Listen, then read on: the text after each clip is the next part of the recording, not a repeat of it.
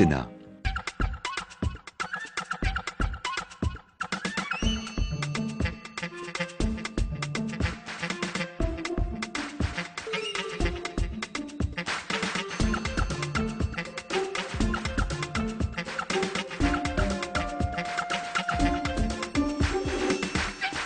Cette semaine, direction l'Indre-et-Loire, Véronique, Steve et William sont tous les trois employés dans le commerce. Rencontre avec ces invisibles de la campagne électorale, comme ils s'appellent eux-mêmes. Notre spécialiste nous dira ensuite si l'UMP séduit toujours autant les classes populaires. Enfin, rencontre avec les militants UMP de Tours, déjà en campagne, même s'ils n'ont toujours pas de candidat officiel. Chaque semaine, c'est la sortie incontournable des familles françaises. La grande surface, des millions de kilomètres de rayons, 650 000 salariés. La grande distribution est aujourd'hui l'un des plus gros employeurs français. Hôtesses de caisse, commerciaux, livreurs. En 2007, les employés français avaient voté à 32% pour Nicolas Sarkozy au premier tour de la présidentielle. 5 ans plus tard, quel est leur état d'esprit? D'une campagne à l'autre, direction l'Indre-et-Loire. Ici, 2 salariés sur 3 travaillent dans le commerce. À quelques kilomètres de Tours, une grande surface nous a ouvert ses portes. Rencontre avec les salariés de la grande distribution, leur quotidien et leurs difficultés. C'est parti. C'est du 3 au 14 janvier dans les magasins U participants sur une sélection de produits. Le commerce qui profite à tous. On remplit le rayon pour qu'à 9h, tout soit propre, tout soit plein. C'est très important l'inspection du matin. Véronique a 2 heures pour préparer ces 2 rayons, des centaines de références et pas le droit à l'erreur. Alors, tous les jours, il faut vérifier les dates des produits pour voir s'il n'y a pas des périmés, si on n'a pas oublié des dates. 12. Travailler dans le commerce, c'est en accepter les contraintes horaires. Avant l'ouverture et les premiers clients, Véronique fait une pause, Allez, des vitamines. l'unique de sa journée. Parce que jusqu'à 1h30, ça fait des bonnes journées.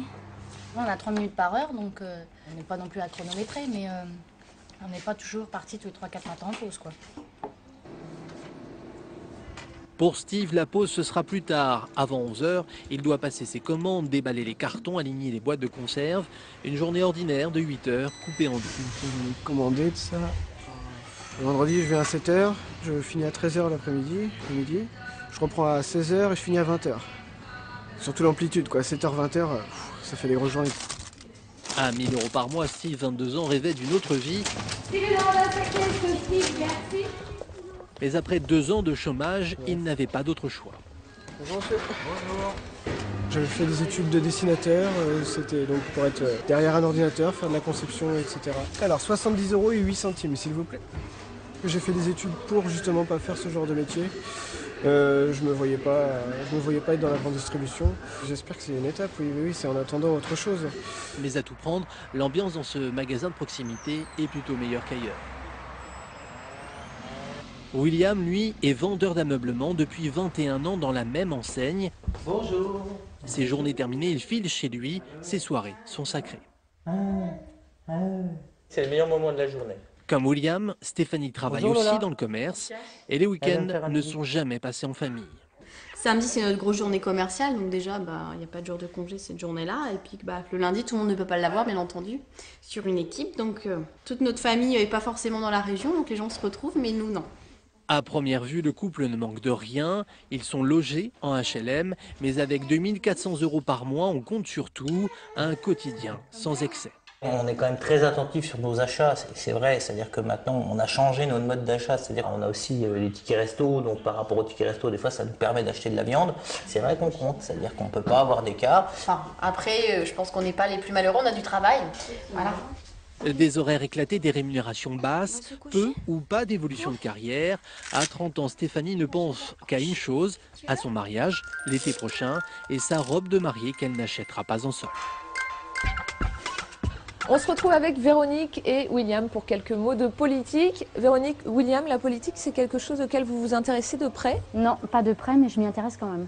Un petit peu. Et vous, William? Alors oui, puisque je suis militant socialiste et j'ai un mandat municipal, donc je m'intéresse à la vie de ma commune. La dernière élection présidentielle, c'était en 2007. À l'époque, sur qui s'était porté votre choix? Nicolas Sarkozy. Et vous? Ah bah le choix s'était naturellement porté vers le candidat du Parti socialiste. J'avais choisi Nicolas Sarkozy parce que je trouvais qu'il avait une bonne idée, c'était au niveau du travail. C'est vrai que les personnes qui se lèvent le matin à 6 ou 7 heures pour aller faire une journée de 8 heures et à la fin du mois qui se retrouvent avec un salaire, je ne sais pas moi, minimum 1000 euros, voire 1100 euros, et qu'il y a des gens qui restent chez eux à ne rien faire et qui sont payés plus cher que nous. Donc ils trouvaient justement que c'était inadmissible et normalement ils devaient justement faire une réforme à ce sujet-là et il ne l'a pas fait. Le quotidien est plus difficile qu'il y a 5 ans? Oui, mais il n'est pas lié uniquement à un mandat. Il est aussi lié à une crise économique, mais on n'a pas eu de... Enfin, pour moi, il n'y a pas eu les bonnes solutions. Ce qui a été apporté, ce n'était pas franchement à destination des classes populaires. Une des grandes mesures de Nicolas Sarkozy lors de son quinquennat, c'était la défiscalisation des heures supplémentaires. Est-ce que vous en avez profité tous les deux? Quand je fais des heures supplémentaires, ça arrive qu'on m'en paye, mais en général, je dois les récupérer. Donc pour moi, c'est pas avantageux. Et pour vous, William, les heures supplémentaires? Les heures sup, on les récupère aussi. Quand on regarde les sondages, aujourd'hui, chez les employés français, Marine Le Pen est en tête des intentions de vote, 32%. Qu'est-ce que vous en pensez? Moi, ça ne me surprend pas. Enfin, moi, j'en veux aussi à Nicolas Sarkozy pour une chose, c'est-à-dire qu'en allant trop piquer les idées du Front National, il les a mis vraiment en avant. Je ne pense pas que c'est en opposant les classes sociales, en opposant les gens qu'on va arriver à quelque chose.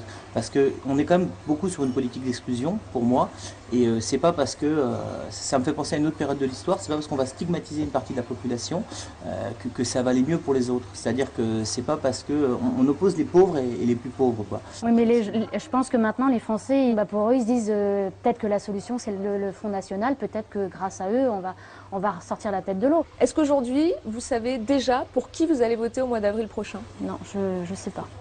Ah ben moi oui. J'attends de voir. Je vais les écouter encore si ils sont un peu plus tranquilles à l'écran. Donc je vais essayer d'écouter. Et puis je vais aussi écouter autour de moi pour avoir quelques opinions quand même. Et on verra au dernier moment. Qui sait, peut-être que je voterai blanc, je ne sais pas. Véronique, William, merci d'avoir répondu à nos questions. Merci, au revoir. Merci.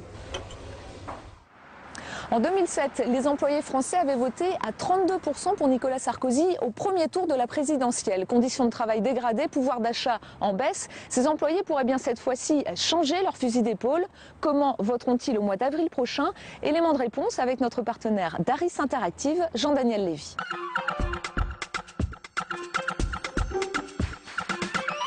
Ça représente effectivement une grande part de la population active française. C'est environ 27% des actifs à l'heure actuelle, c'est-à-dire environ 9 millions de Français aujourd'hui en activité.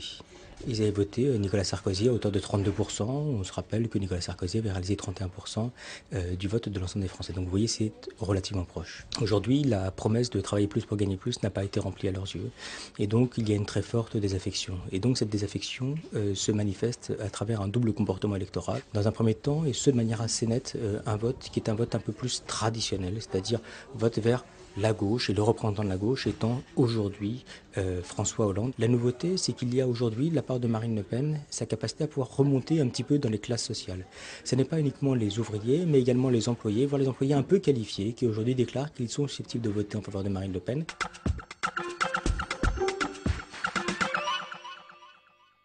D'une campagne à l'autre, toujours en Indre-et-Loire. Après notre rencontre avec les salariés de la grande distribution, deuxième partie de l'émission, nous voici à Tours, la préfecture du département.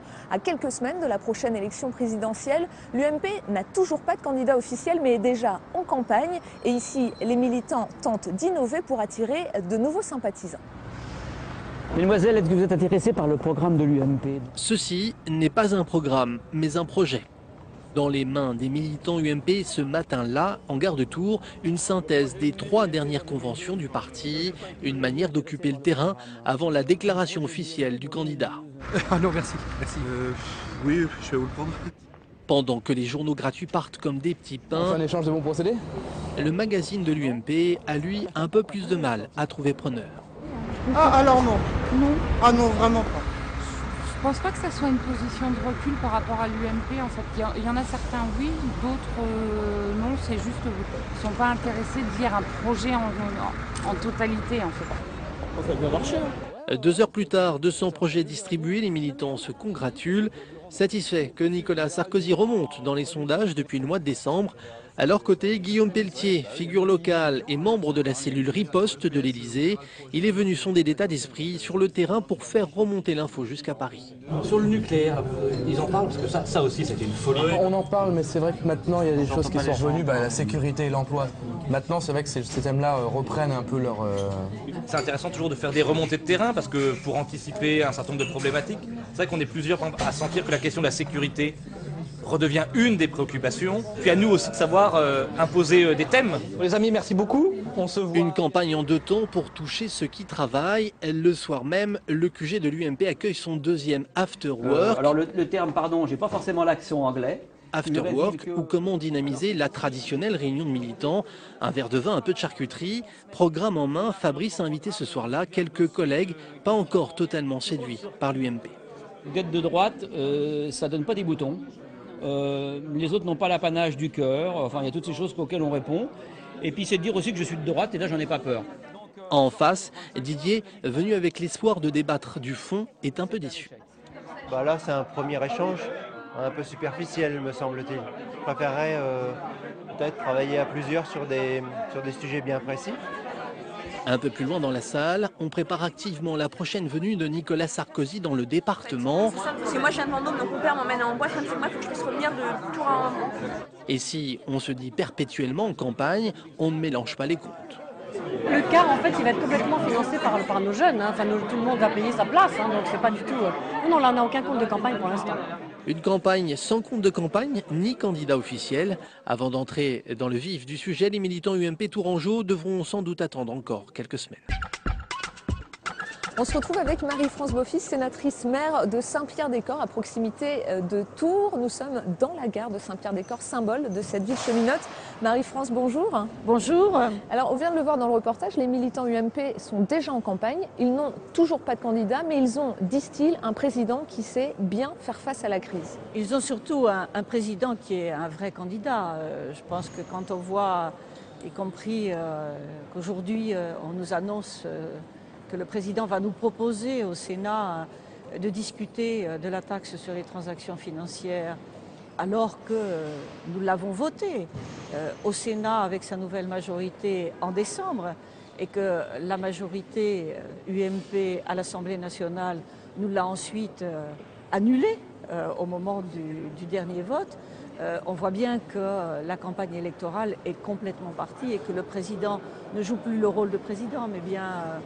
son rôle de candidat. Alors en début d'émission, nous avons été à la rencontre de 2 salariés de la distribution de la région de Tours, des employés fragilisés avec un pouvoir d'achat en baisse. Qu'est-ce que vous leur proposez à ces salariés aujourd'hui? Nous leur proposons déjà de faire en sorte que le salaire qui est le leur soit amélioré. Bien souvent, ils sont au SMIC en termes de déclaration, mais comme ils ne font pas un temps de travail complet, ils sont donc en dessous du SMIC. Vous avez aussi entendu parler des pauses non prises en compte dans le temps de travail, etc. Moi, j'ai rencontré des salariés qui, en faisant un temps complet, n'atteignaient pas le SMIC. Donc, déjà, ils doivent être payés correctement.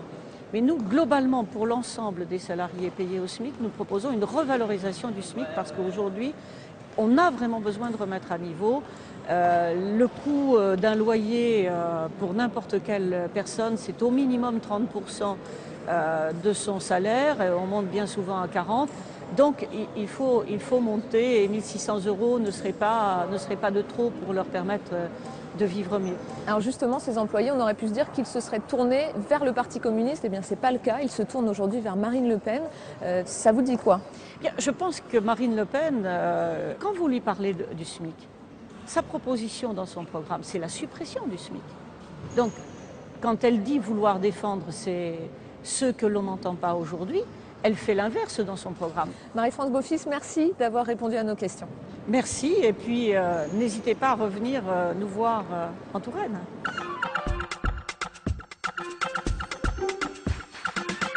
D'une campagne à l'autre, l'émission touche à sa fin. Avant de se quitter, le saviez-vous, chacun peut participer au financement de la campagne d'un ou plusieurs candidats à la présidentielle à hauteur de 4 600 € maximum, déductibles d'impôts. Les dons des entreprises sont, eux, interdits depuis 1995. Allez, nous on poursuit notre route à la rencontre des Français.